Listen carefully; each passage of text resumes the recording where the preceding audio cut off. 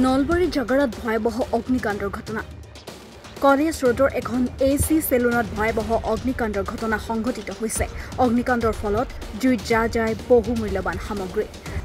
নুৰুল ইছলাম নামৰ এজন শিক্ষকৰ এপাৰ্টমেণ্টত সংঘটিত হৈছে ভয়ংকৰ অগ্নিকাণ্ডৰ ঘটনা। এপাৰ্টমেণ্টৰ এটা ৰুম ভাড়ালৈ দিছিল শিক্ষক নুৰুল ইছলামে। জানিব পৰা মতে AC চেলুনখন কেইবামাহ ধৰি বন্ধ হৈ আছিল। বন্ধ হৈ থকা দোকানখনত হঠাৎ কেনেকৈ অগ্নিকাণ্ড সংঘটিত হ'ল সেই লৈ সন্দেহ ঘনীভূত হৈ পৰিছে এপাৰ্টমেণ্টটোৰ গৰাকী। চেলুনখনৰ সংঘটিত ঘটনা সংক্ৰান্তত এতিয়ালৈ জানিব পৰা হোৱা নাই। স্থানীয় লোকে জনোৱা অনুসৰি যোৱাকালি ৰাতি 1 মান বজাৰ পৰা বিদ্যুৎ সংযোগ বিচ্ছিন্ন হৈ আছিল। বিষয়টো উচিত তদন্তত বিচাৰিছে ৰাইজৰ লগতে ঘৰৰ মালিকে। ঘটনাটো হ'ল ৰাতিপুৱা মই শুয়ে আছোঁ। আমাৰ ইয়াৰে সন্মুখৰ ব্যৱসায়ী উৎপল ডেকাই মোক হঠাৎ ফোন কৰিছে। ফোন কৰাতে মোক কৈছে যে আপোনাৰ ঘৰৰ মাজৰ ৰুম দুটাত ধোঁৱা ওলাই আছে, কিবা জুই লাগিছে নেকি, আপুনি আহক তাৰ সোনকালে। তাৰপিছত মই আহি দেখা পালোঁ যে যথেষ্ট পৰিমাণৰ ধোঁৱা চাৰিওফালে ওলাই আছে। ওচৰৰ মানুহখিনি গোটেইখিনি আহিছে। আহি ফায়াৰ ব্ৰিগেড, থানা বা এনেধৰণৰ অন্যান্য ইলেক্ট্ৰিচিটি বৰ্ডত ফোন কৰিছে। কিন্তু ভাগ্য ভাল কি লাইন আজি ৰাতি 12 মান বজাৰ পৰা নাই, আৰু লাইনটো নোহোৱাৰ কাৰণে হয়তো বেছি এটা ক্ষতিটো অলপ কম হ'ল। বাকী ল'ৰাটোৰ ৰুমটো লোৱাৰ আজি মোটামুটি 2-3 বছৰমান হ'ল। মাজত 1 বছৰমান ৰুমটো বন্ধ হৈ আছে বিভিন্ন ধৰণৰ কাৰণত। ইয়াত কিবা এটা গণ্ডগোলো আছিল তাৰ সামাজিকভাৱে। সেই গণ্ডগোলটোৰ কাৰণে বা মোক পইচা পাতি দিয়া নাই আজি 1 বছৰ বা 1 বছৰ নহয়, বেছি হ'ব 2 বছৰমান ধৰি। মই মালিক হয়। মোৰ নাম নুৰুল ইছলাম। ল'ৰাজনৰ নাম কি? ল'ৰাজনৰ নাম আৰিফ কালাম হুছেইন। ঘৰ আছিল তাৰ ঘৰ বুনমাজা। তাৰপিছত মই ৰুমটো এনেকৈ মোক যেতিয়া ভাড়া দিয়া নাই, মই বহুদিন ফোন কৰিলোঁ, ফোন ধৰে কিন্তু মোক লগ নকৰে ফিজিকেলি। পিছত মই থানাত গৈ এটা এণ্ট্ৰি এটা দি বা এখন দৰখাস্ত দি মই থানালৈ মাতি নিলোঁ। থানাত ক'লে যে ৰুমটো বন্ধ কৰি থ'ব নালাগে, মাজে মাজে খুলি ৰুমটো চাফা চুফা কৰিলে হ'ল। কিন্তু তথাপিও তেওঁ সেনেধৰণৰ একো কৰা নাই। আজি প্ৰায় 2 বছৰ ধৰি এনেকৈ থকাৰ পিছত মই যোৱাকালি ঘটনাটো ঘটিছে। যোৱাকালি ৰাতিপুৱা মোক এনেকৈ এই উৎপল ডেকাই ফোন কৰিলে যে ধোঁৱা ওলাইছে। আহি দেখা পাওঁ যে চাটাৰখন আধা খোলা আছে, আৰু চাটাৰখন আৰু ওপৰ ফালেৰে যথেষ্ট পৰিমাণত ধোঁৱা ওলাইছে আৰু যথেষ্ট গৰম। ওচৰত আহিব নোৱাৰি মানুহ।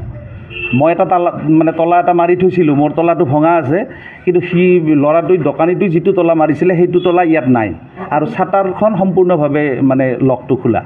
ইয়াতে এই দোকানখনত 2খন চাটাৰ আছিলে। 2খন আছিল, এইখনটো ফিক্স আছিল।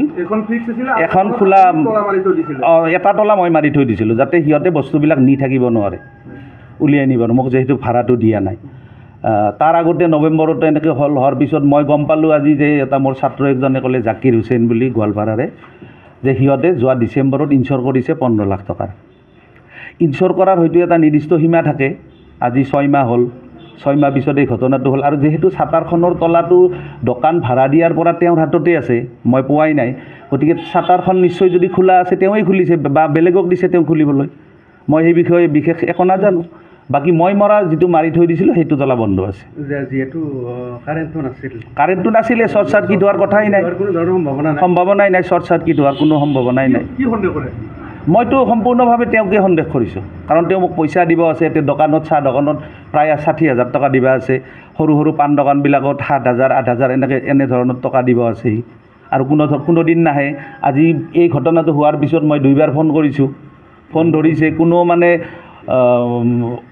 একো একশ্যন ৰিয়েকশ্যন একো নাই। খালি মোক কৈছে ছাৰ দিয়কচোন মই চাওঁ। তাৰপিছত মায়েকক পঠাইছে। ৰুমটো লৈছে তেওঁ, চুক্তি আছে তেওঁৰ নামত, কিন্তু মায়েক আহিছে, মায়েকৰ লগত মই কি কথা পাতিম।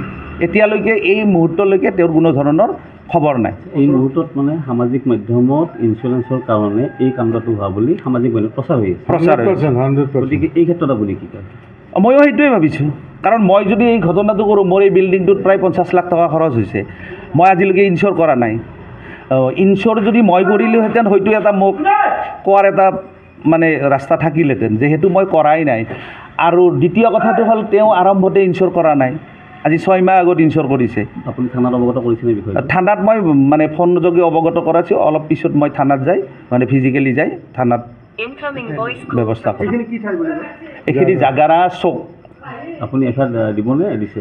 দিয়া নাই, মই দিম।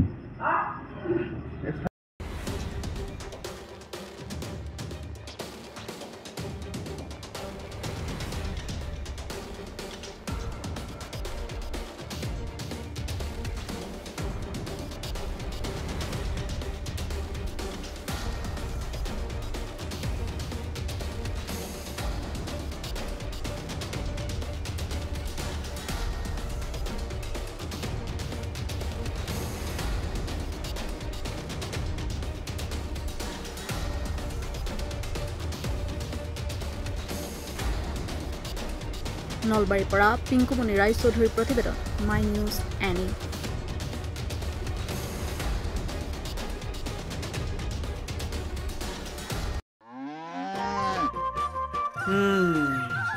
মোৰ লখিমী কেইজনীয়ে ইমান বেছিকৈ গাখীৰ দিয়ে, মনটো একেবাৰে ভাল লাগি যায়। বিয়মৰ দানা খোৱাৰ পৰা মই বেছিকৈ লাভৱান হৈছোঁ। আপোনালোকেও বিয়মৰ দানা খুৱাওক আৰু এইটো বেছিকৈ লাভ কৰক।